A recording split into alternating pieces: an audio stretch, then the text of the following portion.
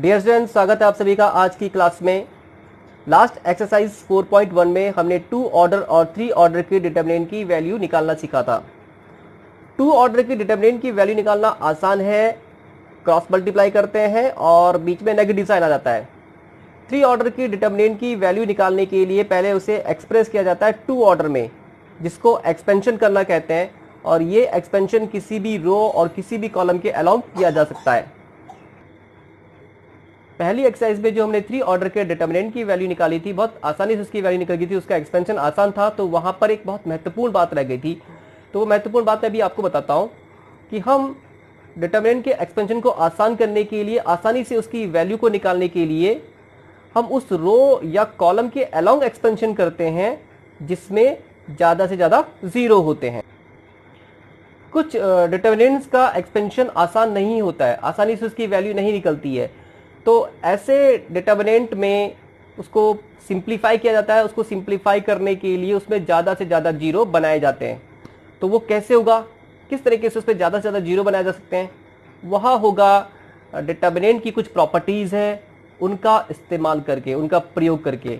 तो आज हम यही स्टडी करने जा रहे हैं। आज हम सीखेंगे प्रॉपर्टीज़ ऑफ डिटरमिनेंट, सारणिकों के गुणधर्म, जिनका प्रयोग कर हम डिटरमिनेंट के एक्सपेंशन को आसान कर सकते हैं, ज़्यादा से ज़्यादा जीरो बना करके किसी रो या किसी कॉलम में। तो चलिए शुरू करते हैं आज की क्लास। डियर स्टूडेंट्स, आज का टॉपिक है सारणिकों के गुणधर्म, प्रॉपर्टीज़ ऑफ डिटरमिनेंट्स। और ये टॉपिक मोस्ट इम्पॉर्टेंट है क्योंकि इन प्रॉपर्टीज़ का यूज़ कर हम किसी डिटरमिनेंट के एक्सपेंशन को, किसी सारणिक के विस्तार को सिंप्लीफाई कर सकते हैं किसी रो या कॉलम में ज़्यादा से ज़्यादा जीरो बनाकर। तो देखते हैं इसमें पहली प्रॉपर्टी यह है कि अगर हम किसी डिटरमिनेंट के रो और कॉलम को आपस में इंटरचेंज कर दें तो डिटरमिनेंट की वैल्यू अनचेंज्ड रहती है।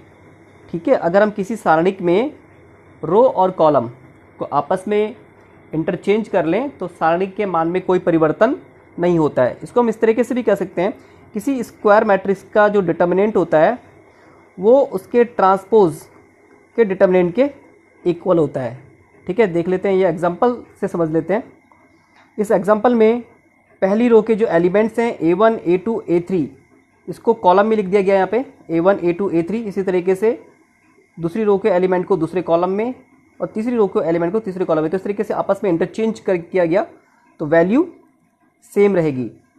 ठीक है, तो पहली प्रॉपर्टी, अगर हम किसी डिटरमिनेंट की रो और कॉलम को आपस में इंटरचेंज करते हैं तो डिटरमिनेंट की वैल्यू में कोई फर्क नहीं पड़ता, वो सेम रहती है।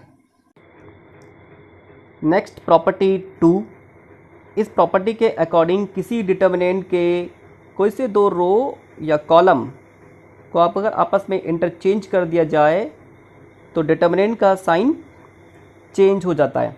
ठीक है, किसी सारणी के कोई से दो रो या कोई से दो कॉलम को अगर हम आपस में उनका इंटरचेंज कर दें तो सारणी का चिन्ह बदल जाता है। देखते हैं एग्जांपल्स। पहला एग्जांपल, इस एग्जांपल में दूसरी रो और तीसरी रो के एलिमेंट्स को आपस में इंटरचेंज किया गया है। मीन्स तीसरी रो के एलिमेंट्स को दूसरी रो में और दूसरी रो के एलिमेंट्स को पहली रो में लिखा गया है यहाँ पे इस तरीके से। ठीक है, तो डिटरमिनेंट का साइन चेंज रहेगा, नेगेटिव हो जाएगा। ठीक है, और इसको इस तरीके से रिप्रेजेंट करते हैं R2 इंटरचेंज विद R3। ये साइन यहाँ पे ढंग से दिख नहीं रहा है, ये सिंबल इस तरीके से है। एक और एग्जांपल देख लेते हैं। इस एग्जांपल में पहली रो और तीसरी रो के एलिमेंट्स को आपस में इंटरचेंज किया गया है। मीन्स पहली रो के एलिमेंट्स तीसरी रो में और तीसरी रो के एलिमेंट्स पहली रो में। ठीक है, तो यहाँ पे डिटरमिनेंट का साइन चेंज हो जाएगा, नेगेटिव हो जाएगा। ठीक है, तो इस प्रॉपर्टी के अकॉर्डिंग किसी डिटरमिनेंट के कोई से दो रो या कोई से दो कॉलम को अगर आपस में इंटरचेंज किया जाता है तो डिटरमिनेंट का साइन चेंज हो जाएगा। ठीक है, सारणिक का चिन्ह बदल जाएगा अगर हम कोई से दो रो या कोई से दो कॉलम को आपस में इंटरचेंज करते हैं। और इसको इस तरीके से रिप्रेजेंट करेंगे यहाँ पे R1 इंटरचेंज विद R3, ये साइन इस तरीके से है। ठीक है, नेक्स्ट प्रॉपर्टी थर्ड, इस प्रॉपर्टी के अकॉर्डिंग किसी रो या कॉलम में अगर सारे एलिमेंट्स जीरो हैं तो डिटरमिनेंट की वैल्यू भी जीरो होती है। तो सिंपल प्रॉपर्टी, आसान है। ठीक है। इस एग्जांपल में देखो पहली रो के सारे एलिमेंट 0 तो डिटर्मिनेंट की वैल्यू 0 होगी, ठीक है। नेक्स्ट प्रॉपर्टी 4, इस प्रॉपर्टी के अकॉर्डिंग किसी डिटर्मिनेंट के कोई या कोई कॉलम अगर एक जैसे हैं, आइडेंटिकल है, तो डिटर्मिनेंट की वैल्यू 0 होती है। एग्जांपल देख लेते हैं। इस एग्जांपल में पहली रो और तीसरी रो के एलिमेंट्स एक जैसे हैं। पहली रो के एलिमेंट्स है 3 2 3 और तीसरी रो के एलिमेंट्स भी हैं 3 2 3, तो ये आइडेंटिकल है, एक जैसे हैं, तो वैल्यू 0 होगी, ठीक है। तो ये प्रॉपर्टी आगे समझें।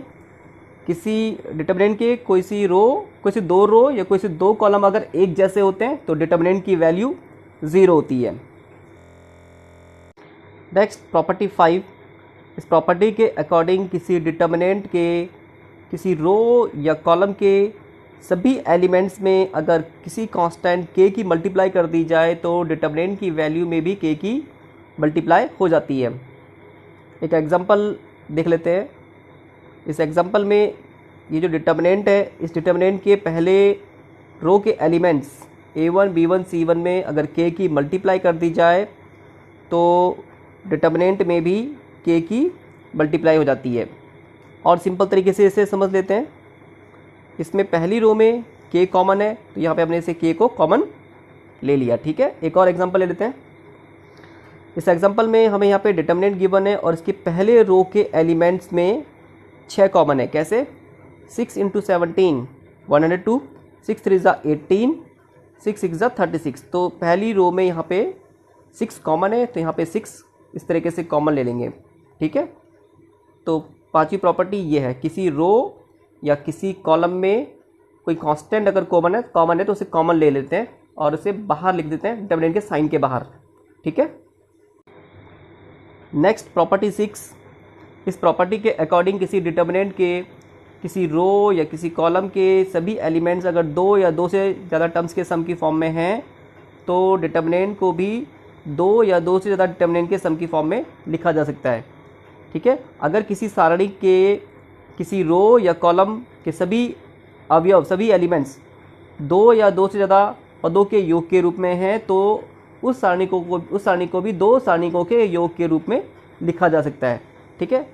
इस एग्जांपल की तरह इस एग्जांपल में पहली रो के एलिमेंट्स 2 टर्म्स के सम की फॉर्म में है a1 + d1, a2 + d2, a3 + d3, ठीक है। तो यहाँ पे डिटर्मिनेंट को 2 डिटर्मिनेंट के सम की फॉर्म में लिखा गया है। पहली डिटर्मिनेंट की पहली रो के एलिमेंट हैं a1 a2 a3, ठीक है।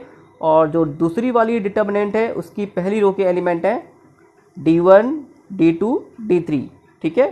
तो इस तरीके से किसी डिटर्मिनेंट में अगर कोई रो या कोई कॉलम 2 से ज़्यादा टर्म्स के सम की फॉर्म में है तो उसे इस तरीके से 2 डिटर्मिनेंट के सम की फॉर्म में 2 सारणिकों के योग के रूप में लिखा जा सकता है।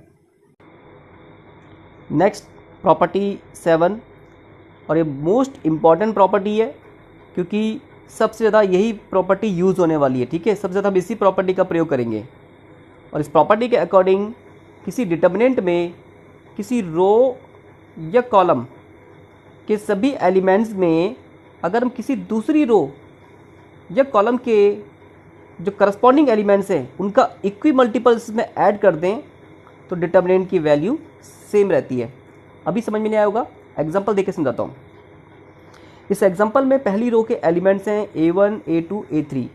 अगर हम पहली रो के एलिमेंट्स में ऐड कर दें तीसरी रो के जो इसके करस्पॉन्डिंग एलिमेंट्स है उसका k टाइम्स, k कोई कांस्टेंट है, ठीक है, रियल नंबर है, उसका k टाइम्स में ऐड कर दें तो डिटर्मिनेंट की वैल्यू में कोई फ़र्क नहीं पड़ेगा और पहली रो इस तरीके से हो जाएगी a1 + kc1, a2 + kc2, a3 + kc3, ठीक है। तो इस तरीके से अगर हम किसी रो या कॉलम में किसी दूसरी रो या किसी दूसरे कॉलम के करस्पॉन्डिंग एलिमेंट संगत अवयव के इक्वी मल्टीपल का मतलब है जैसे यहाँ पे हमने तीसरे कॉलम के सभी एलिमेंट्स में k की मल्टीप्लाई करके, ठीक है, पहली रो के एलिमेंट्स के साथ ऐड कर दिया। तो इक्वी मल्टीपल को ऐड कर दें तो डिटर्मिनेंट की वैल्यू में कोई चेंज नहीं होता है, ठीक है। ये मोस्ट इंपॉर्टेंट प्रॉपर्टी है और इसी प्रॉपर्टी का सबसे ज़्यादा यूज़ होने वाला है। एक और एग्जाम्पल ले लेते हैं, उससे आपको और अच्छे से समझ आएगा। प्रॉपर्टीज़ ऑफ डिटर्मिनेंट, सारणिकों के गुण धर्म का यूज़ कर कैसे हम डिटर्मिनेंट की वैल्यू को और सिंपल तरीके से निकाल सकते हैं, इसे समझने के लिए एक एग्जांपल ले लेते हैं। इस एग्जांपल में हमें डिटर्मिनेंट गिवन है और हमें इसकी वैल्यू निकालनी है। तो जैसे मैंने आपको पहले बताया था, हमें उस रो या कॉलम के अलोंग एक्सपेंशन करना चाहिए जिसमें ज़्यादा से ज़्यादा जीरो हो। तो यहाँ पर ज़ीरो नहीं है, लेकिन यहाँ पे जीरो बनाया जा सकता है प्रॉपर्टीज़ का यूज़ करके। कैसे? तीसरे कॉलम में एलिमेंट्स हैं 2 2 2, तो ये 2 कॉमन आएगा और तीसरे कॉलम में एलिमेंट अब हो जाएगा 1 1 1 और 2 कॉमन आ चुका है। ये प्रॉपर्टी आपको बताई थी। हमारी कोशिश है ज़्यादा से ज़्यादा जीरो बनाने की। अब क्योंकि देखो यहाँ पे 1 1 1 बन चुका है, तो ये बहुत ईजिली जीरो बन जाएगा। कैसे? इस 1 में से अगर हम इस 1 को माइनस करेंगे तो जीरो बन जाएगा। तो इसे जीरो बनाने के लिए R2 में चेंज करेंगे, सेकंड रो में चेंज करेंगे, सेकंड रो के एलिमेंट्स में से पहली रो के एलिमेंट्स को माइनस करेंगे। ठीक है, इसी तरीके से तीसरी रो में जो ये 1 है इसको भी ज़ीरो बना सकते हैं पहली रो के 1 में से माइनस करके। तो इसको ज़ीरो बनाने के लिए तीसरी रो में चेंज करेंगे, तीसरी रो के एलिमेंट्स में से पहली रो के एलिमेंट्स को माइनस कर देंगे। ठीक है, तो R2 चेंजेस टू R2 माइनस R1, R3 changes to R3 माइनस R1। ये अप्लाई करने के बाद, इस ऑपरेशन को अप्लाई करने के बाद दूसरी रो में यहाँ पे ज़ीरो बन चुका है और तीसरी रो में ज़ीरो बन चुका है। तो इस तरीके से पहले तीसरे कॉलम में 2 जीरो आ चुके हैं। ठीक है, तो क्योंकि तीसरे कॉलम में 2 जीरो हैं तो इसके अलोंग एक्सपेंशन कर देना, हमें ये वैल्यू मिल जाएगी 40। तो इस तरीके से प्रॉपर्टी का यूज़ करके हम किसी डिटर्मिनेंट के एक्सपेंशन को सिंप्लीफाई कर सकते हैं, ज़्यादा किसी रो या कॉलम में ज़्यादा से ज़्यादा जीरो बना करके। तो आज के लिए इतना ही। कल की क्लास में इस पे बेस्ड एक्सरसाइज करेंगे। ठीक है।